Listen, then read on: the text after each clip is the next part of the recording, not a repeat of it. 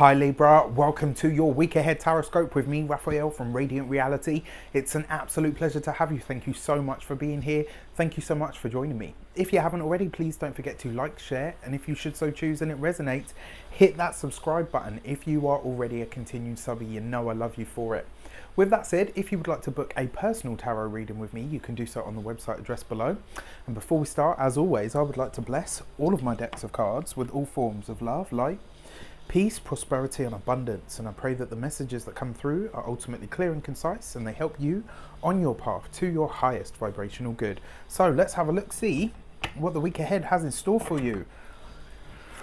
What is your destiny card for the week ahead? And this week you get... Ooh, okay, there it is. The Chariot card, right? Victory, success, but ultimately winning out over some aspect of self.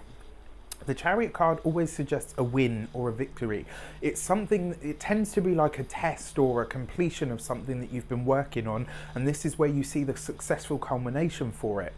Now, if you haven't seen it, don't forget to check out your solar eclipse specials. They are up and out there for your viewing pleasure. The Chariot card suggests that this will be a good week for you. It also suggests that it will be a powerful week. The thing about the Chariot card is it tends to see us winning out over ourselves. So where it is that you might have had some sort of self-doubt, where it is that you might have told yourself the story of I can't do it, or I don't have enough ... in order to do this thing or to win this thing or to come out on top of this thing, this card basically says that actually yes you can. It sees you balancing both aspects of yourself, you know, your own personal light and dark, and utilizing those strengths to go for what it is that you want to get that successful outcome. So let's have a look what this might relate to. And this week you get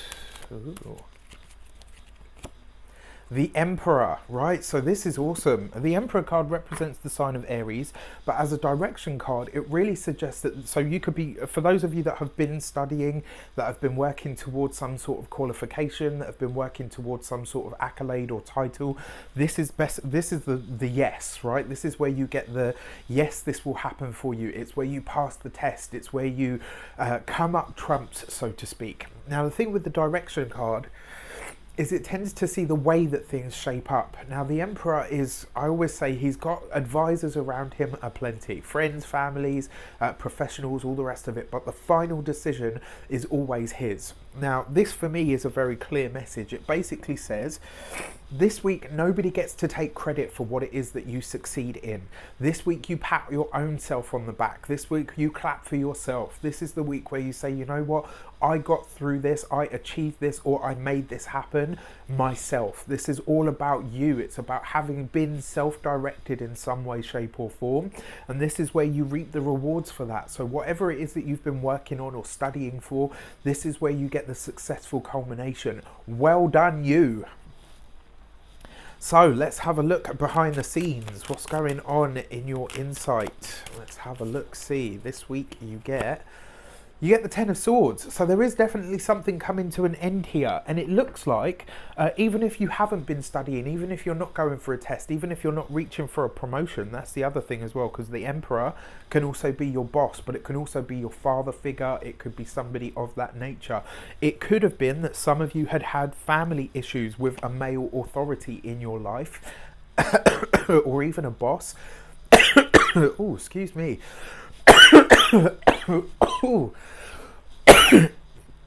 And this sees you having a successful conclusion to that, where you come out on top. Now, with the Ten of Swords as your insight, not only does it suggest that something is coming to an end, it also suggests that you have put the work in, and it really does suggest that the difficult time that you've experienced, whether that is studying for something, for some of you as well, I feel like you've been on a bit of a mouse wheel. It's almost like I'm seeing like a mouse wheel, and it's kind of like you've tried to do something several times before, and it may not have may not have worked. The Ten of Swords says you're coming to the end of that cycle.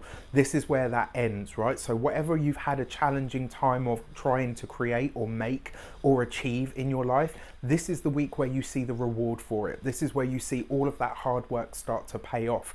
And it's also where you get some form of acknowledgement. The Ten of Swords is always an end. It's a finite end. It's a completion of something. And it's where you get effectively where the cycle begins again, so you can step away from something safe in the knowledge that it's no longer going to be a part of your path going forward. You're stepping off the mouse wheel. All right, I wish you an abundance of all of that good stuff. Let me know in the comments how it shapes up for you. Take care, and I'll see you soon.